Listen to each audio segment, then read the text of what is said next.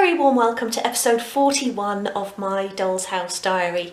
Now, you've probably noticed that I'm doing things slightly differently today, and I'm actually just holding my camera up there on my smaller tripod. So I really hope I'm in shot because I'm not used to doing it this way. I haven't got one of those sort of flip out cameras so that I can see myself as well. So I'm just sort of relying that I'm in the centre there. So if not, if you can just see the top of my head or something, I do apologise.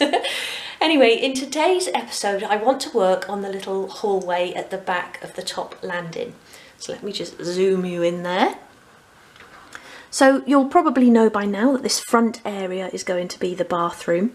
I'm going to have a door going in there, and I have actually removed the false wall that I've already made to sit in there. Let me just get that little radiator out of the way. So that will sit back there. I won't push it in because that will make a horrible sound sort of squeezing that back because it is rather tight.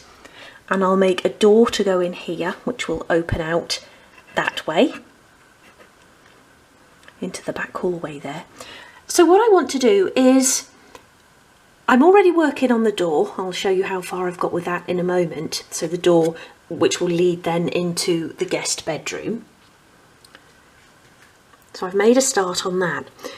What I'll probably do is leave this bathroom door open most of the time so that you can actually see into that back area. Now I moved the light so that the light switch is actually here in the bathroom, so I'll have a little plug-in light in there. But what I want to do is just get either an LED lamp or I'll get a little LED light that I can just sort of reach in like that and switch on. But I would rather get a little lamp and have like a little table at the back there. That's the lovely painting that Matt did for me, which is me, Matt and Woody. Let me just hold that a little bit closer. I did post this on Facebook and Instagram, so you may have already seen it. But Matt actually did that for me with acrylic paint, and I love that. And that's the little lane at the back of our house leading into the woods with all the lovely cow parsley to either side. And it's just such a lovely place to walk. So it's nice to have like a little memento of that in my doll's house with little Woody there as well. So we'll have that on the wall, I'll get that framed, we'll have the little table, and then I want to have like a little lamp and some pictures on the table, maybe a jug of flowers or something like that. I just want it to look really pretty through there. And I actually really like that, where you can see into other rooms of the house. So everywhere else is pretty much flat, just one room, you know, is the depth of the doll's house. But this is just slightly different, where I built in the false wall. And I know a lot of people have said, well, you could have just put a false door at the back. And I know this isn't how a real house would be, because obviously it's like the ensuite bathroom to the main bedroom. But the guests would use it as well by actually coming through there through the landing and into the bathroom that way. So I know it's not an ideal setup, but I really did want a little bathroom in there. I didn't want to use one of the attic rooms for the bathroom because I had other plans for those. So you've probably already seen my little craft room up there. That will just be the sort of normal landing area. And then my messy attic there, which we'll be adding lots more bits to over the course of the rest of this doll's house renovation. So I did just want a little bathroom at the front there. But like I say, we're going to be working on that little back area today, and the first thing I want to do is actually get that door in between what will be the landing and the guest bedroom. So I'm going to take this false wall out again. Pop that down there. So I've done the skirting, as you can see there. I haven't done the other side yet, and I won't do that until I've actually sorted out what I'm going to do with the stairs, because I want to make a stringer, which is like a skirting board almost, going up the side of the stairs there. But the last one I made was a little bit too high, and I couldn't get it to join on nicely with the skirting board at the bottom. So they're sat sort of fairly forward at the moment, so they'll be back a bit. So there'll be a little tiny gap there where I want to have a little bit of skirting board, and then for the stringer to run on from it.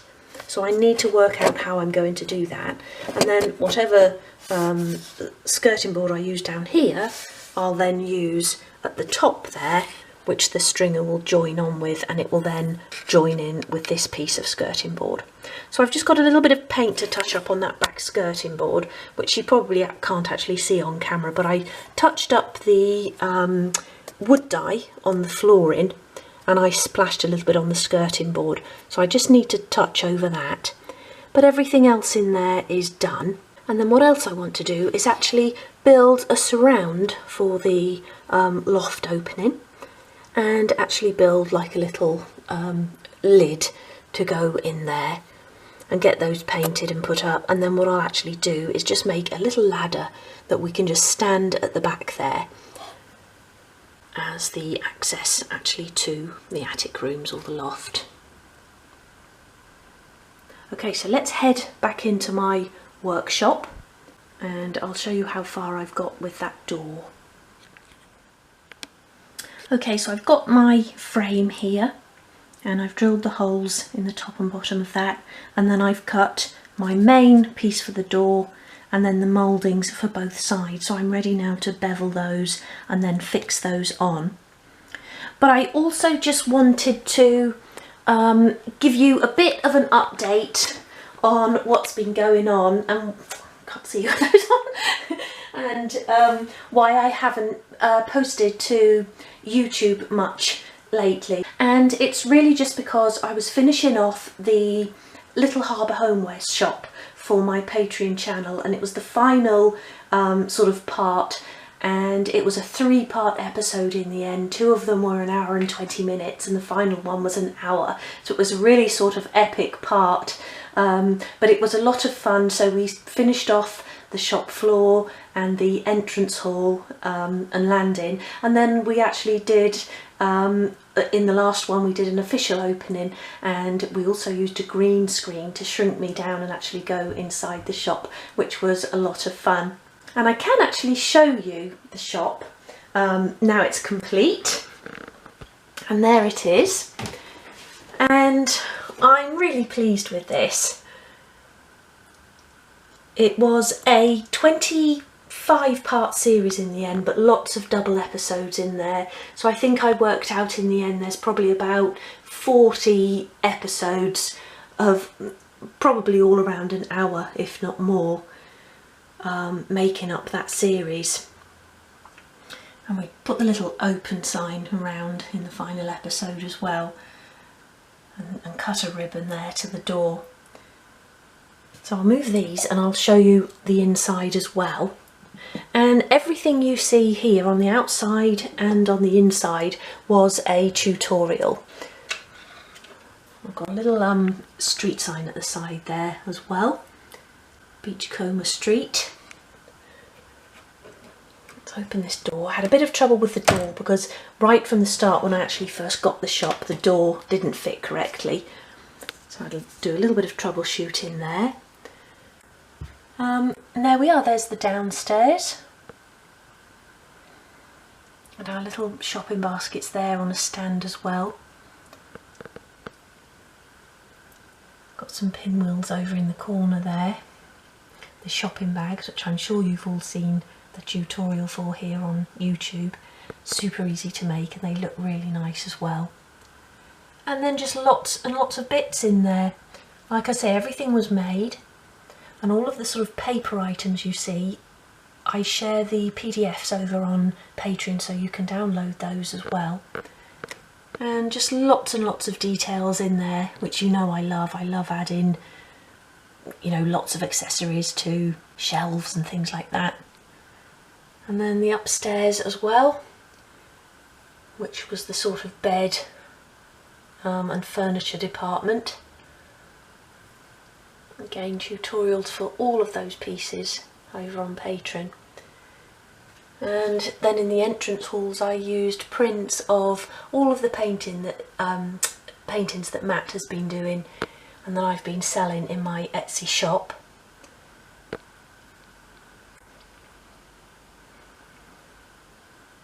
A couple of trunks there at the back of the stairs. And like I say, it was just a lot of fun.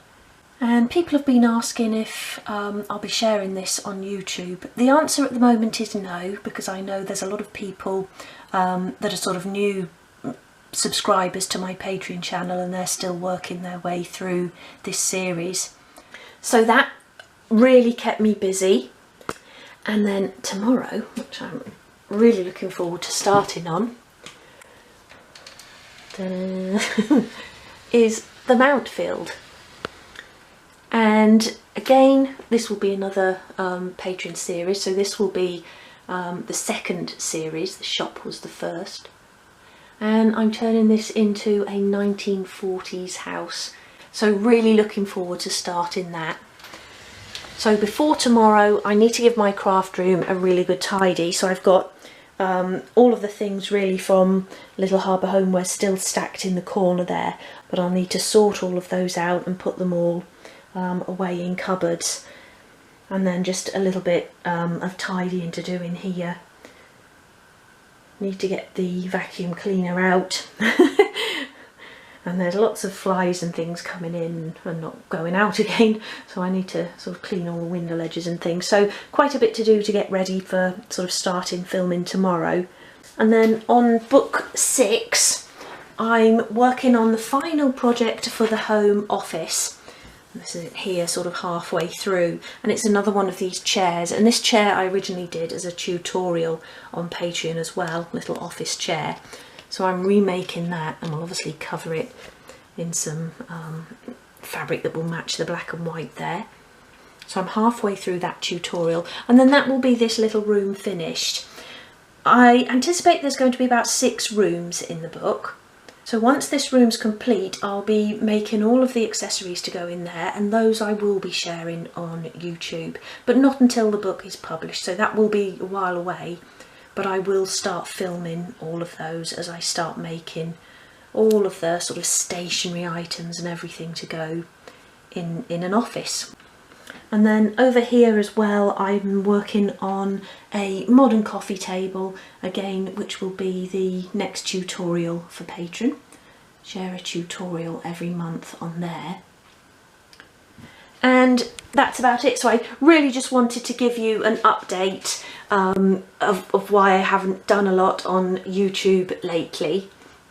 It's so much easier doing this through the mirror, so I can actually see that I'm on camera. So what I want to do now is get that door finished, and I won't film that again because I've done a couple of tutorials on the doors. Did the actual main door and the kitchen door, which had the acetate window in it, and then I did a sort of quick tutorial for the double door. So obviously the actual technique is the same, but you would just make your frame obviously to fit the door opening, so your frame would be wider, and then you would make 2 doors to fit inside rather than just the one. So I won't go through that again. I'll get that quickly made, so I'll try and get that done today as well, and then filming all day tomorrow for the 1940s house. Thursday is my Etsy parcels day, although I might be able to get back in here in the afternoon, and then I'll try and do the rest of this episode on Friday and get that uploaded either over the weekend or early next week. And I know back in May I said I was going to try and get more on, but it just hasn't been possible. But it is just a case of dividing out the time so that I can get a little bit of everything done after I've done those 3 tutorials that I have to upload to Patreon each month. Okay, so let me get on with this door, and I'll come back in and show you my progress once that's built. Okay, so I've added the mouldings then to both sides of the door, and that's now drying. So I'll leave those there for a bit, and then once that's dry I can round the long edge, drill my pinholes, and then I'm ready to add the paint. Okay, so I'm starting now on the door frame, and the woodwork in the bedroom is white, and then in the hallway it's cream, but I'm actually going to do the entire door and on both sides white, because then I can have the door open in the bedroom, and I just think having it cream against that sort of lovely teal green wouldn't look quite right. And I'll probably have the door open most of the time. I'll probably only close it to sort of take photographs and displays and things like that, and have that door sitting open so that you can see into the little back landing from the bedroom as well. And then when I do have it closed, you're not going to be able to see clearly enough into that little back landing to tell that it's not the same colour. That's what I'm thinking anyway.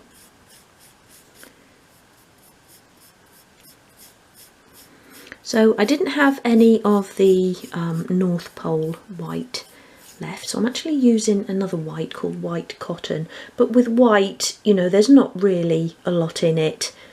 Some whites are going to be slightly softer, but you know, unless it's sort of on the same piece of furniture or next to each other, then you're not really going to be able to tell that it's different. And then with these little sort of roller tester pots, which Dulux do, I've taken the whole top part off and then just dispensed some into a pot. Obviously it's just easier to get to that way. And then I need white for another project I'm working on at the moment, so there's far too much in there for the door. And then I'll be able to use it for my other project as well, which is that home office seat actually, which I was talking about earlier. And I've got that lovely sun coming in on the desk today, which is really nice, and it's not too hot. So earlier in the week we had our highest ever temperature in the UK, around about 40, which I think is it 108? I don't know, 101 or 108 or something like that. There's probably a big difference between those temperatures, but I can't remember how you do the calculation now. But anyway, it was really hot and uncomfortable, so I do sympathise with you if you have that sort of heat all the time and there's no sort of let up. But we're not really equipped for it here as well. We don't sort of have air conditioning in houses and things like that. It isn't sort of put in as standard, and even some shops don't have it. A lot do now, but some sort of smaller shops you go into don't have air conditioning, so it does get quite uncomfortable.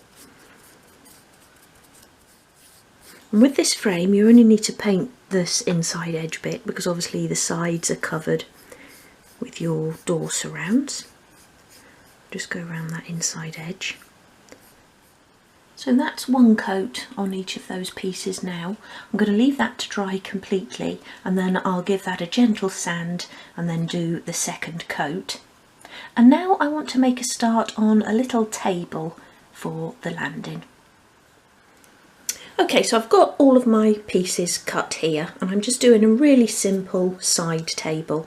And I'm not going to do a tutorial for this. And then in the entrance hall downstairs, I'm going to do a similar version to this, but slightly wider. So let me show you my very sort of rough plan there. So that's the table there, single drawer, and I've done like a shaped moulding underneath the drawer there, just to add a little bit more interest. And I've sort of done little tables like this on the channel. So if you search for side table or something like that, then you'll probably be able to find something similar. But if you're okay to hang on, then I'll show you how to make the wider version, and I'll give you the measurements at the same time for this narrower version. But when you're widening simple pieces like this, it's really easy to do. So I've sort of laid it out roughly in order here, and I'm doing it quite shallow as well, so not as deep as a normal table. So I'm going to be having this one 30mm deep, which is 1 3/16 of an inch. Now normally for a table like this I'd advise either 1.5 inches or 2 inches, so 38 to 50mm, but I'm making it that much narrower just because it's going to be standing right beside that door opening, and there's only about 10mm you know, of wall before the door opening, and this would sort of overhang the door opening a bit too much, so have a think about that as well. But what I was saying is, if you want to ever widen a simple piece like this, all you need to think about widening is your back, top and bottom pieces there, which sort of make the enclosure for the drawer, and then basically anything that goes across. So you would just widen it, or in the same instance if you wanted to make something smaller, then just narrow the size of those pieces. Okay, but with this table, I'm just going to start preparing a couple of pieces. So I've got a shelf at the bottom that I want to cut out the corners so that the legs will slot in, and then I've got that little moulding piece there. So I just really like you to keep me company while I do this, because it's not, like I say, an actual tutorial, as this is more of a diary episode. So I'll just sort of skim through this quite quickly. And if you can hear sawing or chainsawing in the background, I think they're cutting some trees down in the woods, which sort of is at the bottom of the garden and a little bit beyond. I don't know if you can pick it up on camera, but if you can, that's what it is. So I'm just making little 5mm squares here at each corner of the piece. I'll cut those out, and then the legs will slot in. And then I'll prepare my moulding. And I like to sort of do the preparations first, and then you can just get on with the straightforward building. And I'm going to be doing this in the cream again. I think I used that proper furniture paint for the little radiator cover in the entrance hall, so I want to use that colour. But I think I'm going to have a walnut top. So I've got the walnut flooring in all of the hallways, and I really like that colour, so I think I'll do that just for the top, and I'll stick with that with all the furniture that I do in all of those sort of 3 hallway areas, so entrance hall, first floor, and then this landing area. But if you were going to do the whole thing in either varnish or wood dye, then again, prepare your pieces first where there's preparations to be made, and then apply your wood dye or wood varnish. And that's just because wood dye or varnish doesn't take over glue, so you'll just end up with all those little glue patches. And sometimes, as much as you sand it, you know, they still do show up, so I always like to apply the wood dye or varnish first. And people ask, does it still glue? Well, it does, but I just find that, especially with the wood dye, because I tend to use more wood dye now than varnish, I find you just need to hold it together for a little bit longer. So whereas the Gorilla Wood glue takes quite quickly, when you've already applied the wood dye, you just need to sort of press the pieces together for a little bit longer, a minute or so, before you move on to the next step. That's all, but it will still stick just as well. Just takes a little longer to grab, as they call it.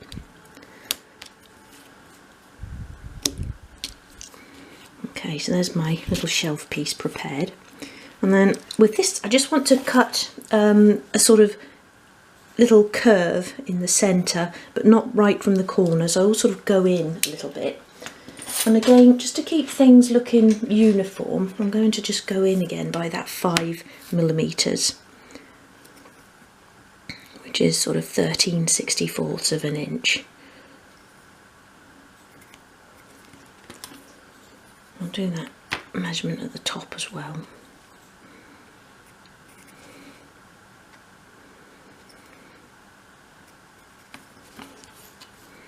You can use a compass to create curves, and if you just sort of make a few measurements, and then you can draw your curve in between. So I've come in 5mm, and I'll probably go up, because again I don't want to go in obviously to the top, I'll go up by 5 as well, and then that gives me the guide for the curve. I'll go across the middle like that. I'm just placing the rule just slightly below. And then just do my curve like that. And if you're not very good at sort of doing things by eye, then do use a compass, but you could still mark it out like this, so then you know where the centre, where you make a little central line, and then get the pencil in your compass to that central line, and then obviously do it like that. So I'm quite pleased with that, and as usual I'm going to begin with my scribe. And I just like to score the bit that I want to cut into the wood, and then I find that that helps the blade stay on track. But I'll be doing all of this with you in that tutorial. I won't promise when that's coming, because I'm not sure if I'm going to move down into the hallway next or just move somewhere else. because I really want to get on with that bedroom. I peeped in there this morning and I think, oh, this bedroom's going to be so nice. So I might do that wardrobe next, which will be quite a long tutorial. Okay, so I score it in like that, and then I can go in with my knife and actually cut that away. So there's that piece cut out, and then I just tidy that up in my hand with a piece of 500 grade. Along the cut line first, and then I just like to, you know, where you get the little corner where you start the curve, I like to round that over as well. That just makes it look a little bit more finished.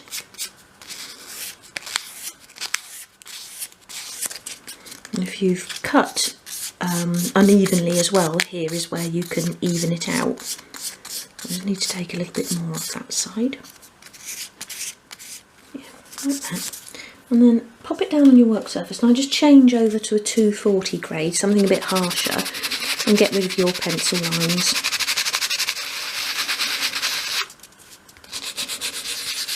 And I've done mouldings on quite a few pieces of my furniture, and I've done tutorials on it as well, but I do think it's a really good little skill to learn, because you can add, you know, some lovely details to pieces of furniture. And this is really simple, just a curve, but you can put shapes in and everything, as you've probably seen me do. And I know people say you can do it with a fret saw and things like that, but I just think it's so simple, just doing it with your craft knife, and makes it a lot easier, I think, without having to get sort of bigger tools out and fix a piece of wood into a vise and things like that. So I think it's a really good little skill to learn. And you can just practice on any old pieces of wood that you've got, any old pieces of scrap wood, always keep hold of them. And before you sort of do it for the piece of furniture, just have a practice. If you want something a little bit more elaborate, just practice it first. So anyway, my pieces are now ready, so I'm going to begin construction.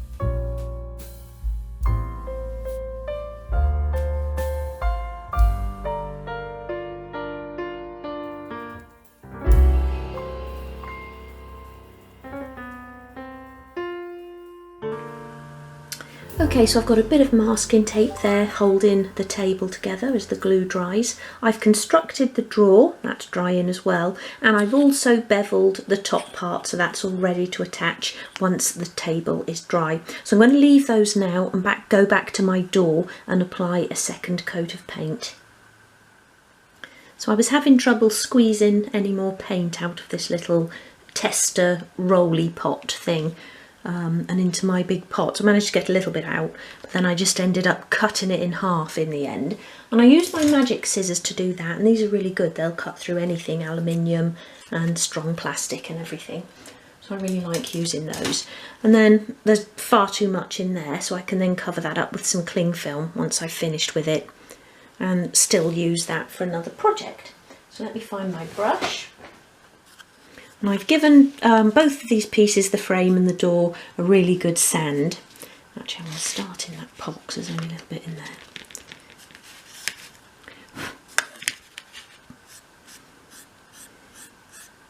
So this will now be the sort of second and final coat.